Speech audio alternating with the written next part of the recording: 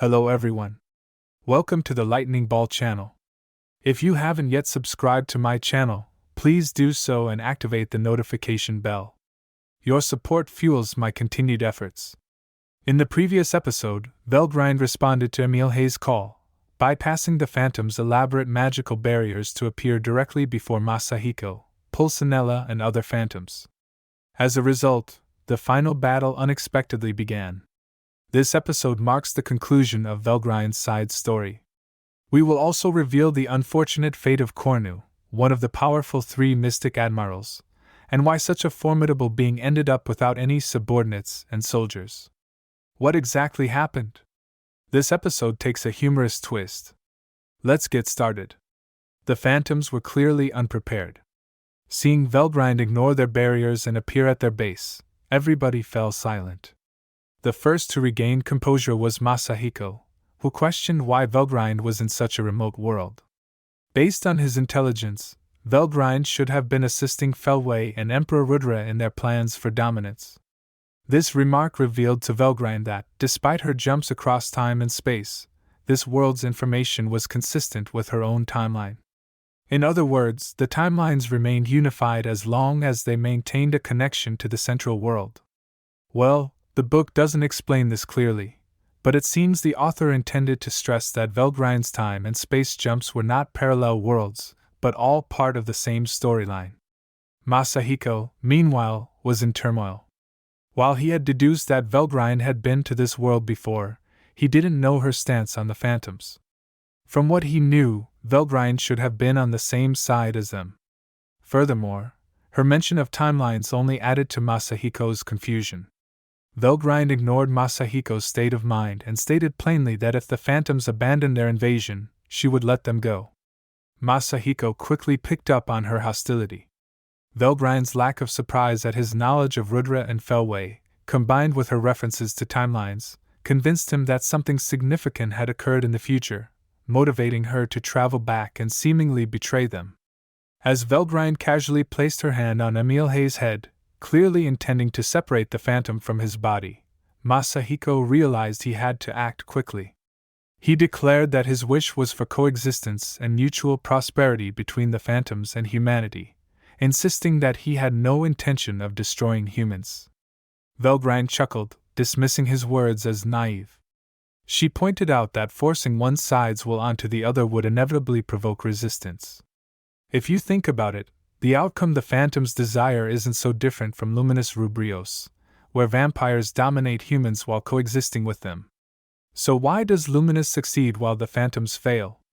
Maybe it's the power of religion, or maybe the author just favors Luminous. As Velgrynd spoke, she instantly teleported the human warriors who had just been attending the conference at Japan Empire to the Phantoms' base.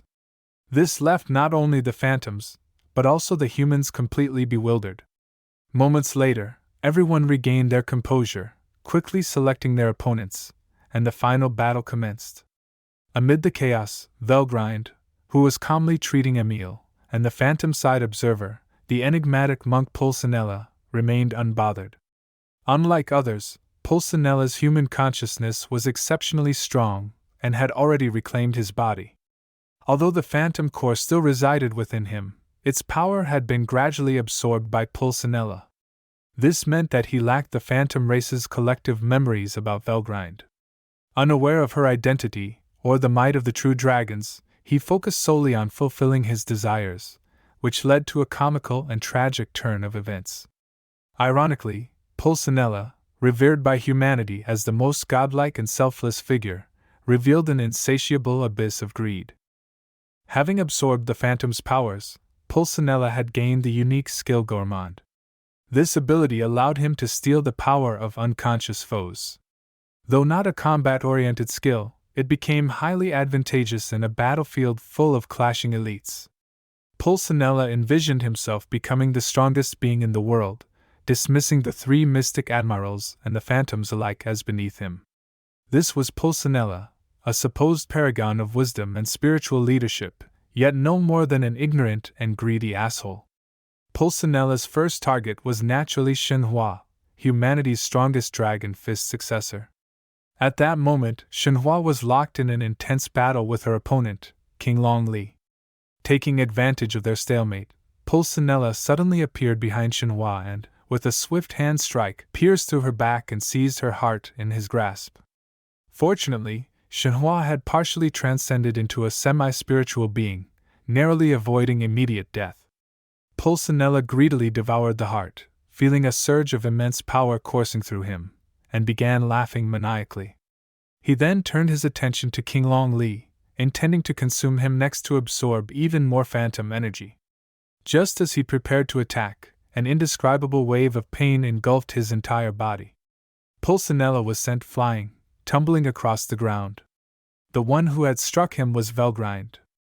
Velgrynd stated that Shenhua could not die here, as it would leave the Dragon Fist lineage without a successor. She used her regeneration magic to fully heal Shenhua. This miraculous act left the surrounding warriors in awe. Meanwhile, Pulcinella, writhing on the ground in agony, was overcome with confusion. He couldn't comprehend why, despite his newfound strength, a simple strike from Velgrynd had caused such excruciating pain. The reason for Pulcinella's earlier injury was simple: Velgrind's cardinal aura burned away anything it touched. If not for Velgrind's deliberate effort to minimize her strength, Pulcinella would have already been reduced to ashes. Unfortunately, Pulcinella failed to realize this and convinced himself that he was hurt merely because of a momentary lapse in vigilance. He gritted his teeth through the pain, stood up, and mockingly accused his opponent of relying on cheap sneak attacks. Fortunately, Velgrynd was too preoccupied to notice that Pulcinella's remarks were directed at her. She moved on to the phantom-possessed individuals and, in a strikingly straightforward manner, slapped them across the face one by one, driving the phantoms out of their bodies and restoring their sanity. Watching this, Pulcinella instinctively sensed that Velgrind's strength was far beyond his imagination. Panicking, he dashed to his comrade Delia, knocked her aside, and stole her mythical-level spear. Feeling the unparalleled power emanating from the spear, Pulcinella's arrogance surged anew, and he burst into raucous laughter. Well, it had to be said, Pulcinella was just as obnoxious as Vega, even down to their similar skills. Meanwhile, those freed from phantom possession gathered around Delia. Delia, not one to disappoint, used her own strength to reclaim her human consciousness and suppress the phantom within her. Emile and David, however, were personally purified by Velgrynd, becoming ordinary humans again. Stronger individuals like Delia, Masahiko, and King Long Li managed to suppress their phantoms with their own power, retaining phantom-derived strength in their bodies. Velgrynd deemed this residual power unproblematic. Pulcinella, witnessing all this, sneered at the phantoms for being so easily overpowered by humans, dismissing them as unreliable.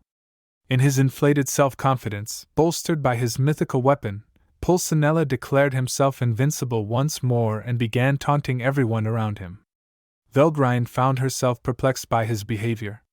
Despite clearly having freed himself from phantom control, Pulcinella continued spewing absurd nonsense.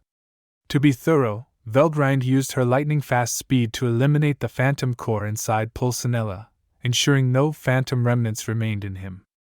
However, just as Velgrynd believed her task was complete, Pulcinella interrupted the moment with more maniacal laughter. As noted earlier, Pulcinella had already regained his sanity and was steadily absorbing phantom power. Velgrind's recent strike inadvertently aided him, removing the last traces of resistance from the phantom core and accelerating Pulcinella's absorption process. Pulcinella grew stronger once again, even sprouting angel-like wings. Fully indulging his delusions, Pulcinella proclaimed that with his newfound power, he could even surpass Kornu, let alone Velgrynd. Velgrynd was completely speechless, realizing she was dealing with a true fool.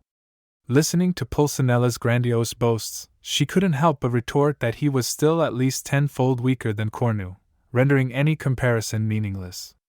However, Pulcinella, completely consumed by his delusions, proudly declared that Velgrynd was merely a coward relying on sneak attacks, someone utterly ignorant of true power. It was only then that Velgrynd realized Pulcinella had been mocking her all along. Yet, she couldn't help but feel puzzled. After all, Pulcinella was a former high-ranking angel who had served alongside the three mystic admirals. By all logic, he should have understood what true dragons represented. Even Kornu, a figure of immense power, wouldn't dare act insolently in Velgrind's presence. And yet, Pulcinella confidently boasted that he could defeat Velgrynd, spewing ridiculous claims as if he were in the throes of a psychotic episode. Of course, Velgrynd soon pieced together the truth. Pulcinella's original consciousness had long since overwhelmed the Phantom's influence. What remained was a pure display of Pulcinella's inherently vile nature and boundless greed. Turning to the surrounding human warriors, Velgrynd calmly asked for their opinions on how to deal with the raving Pulcinella. She noted that while the Phantom core had already been destroyed, its residual power still lingered in his body, leaving her with few options. By few options, Velgrynd clearly implied that she might have no choice but to eliminate Pulcinella. Yet Pulcinella completely misinterpreted Velgrind's words. In his mind, her remarks signaled that she was intimidated by his overwhelming power. Puffing up with pride, he arrogantly proclaimed that it was too late for her to be afraid but magnanimously offered to let Velgrynd serve as his subordinate. Before Pulcinella could even finish his declaration, Velgrynd delivered a swift slap that sent him flying. Without sparing him a second glance, she turned to the group and remarked that killing the madman seemed to be the best course of action. While Velgrynd herself couldn't care less about Pulcinella's fate, she reasoned that removing him entirely would be the most prudent step to ensure this world's peace. Still, she hesitated slightly. Pulcinella was, after all, the religious leader of Rosium, and killing him might stir unnecessary trouble. Thus, Velgrynd sought the consensus of those present. Unsurprisingly, Jinsei Araki, Masahiko, Emil, and Delia all unanimously agreed that Pulcinella was a menace that needed to be eradicated. At this moment, Pulcinella finally realized he was in serious danger. But he wasn't out of tricks yet.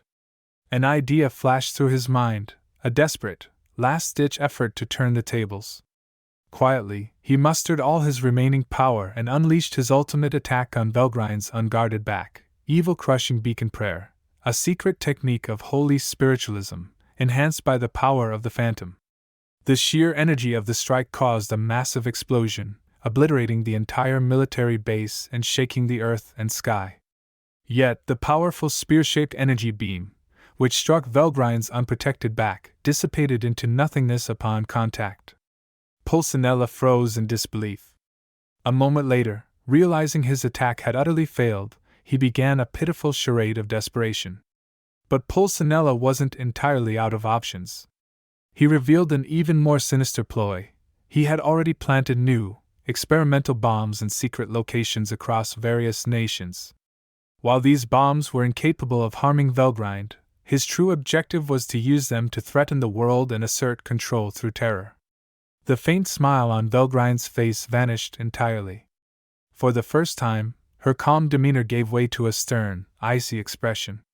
Pulcinella's underhanded, despicable tactics had crossed the line, and Velgrynd was no longer inclined to show even a shred of mercy. Pulcinella, oblivious to the subtle shift in Velgrind's expression, continued to boast shamelessly about his plan to detonate the bombs over the skies of various nations. The human warriors present seethed with anger at his vile intentions, but it was already too late to intervene.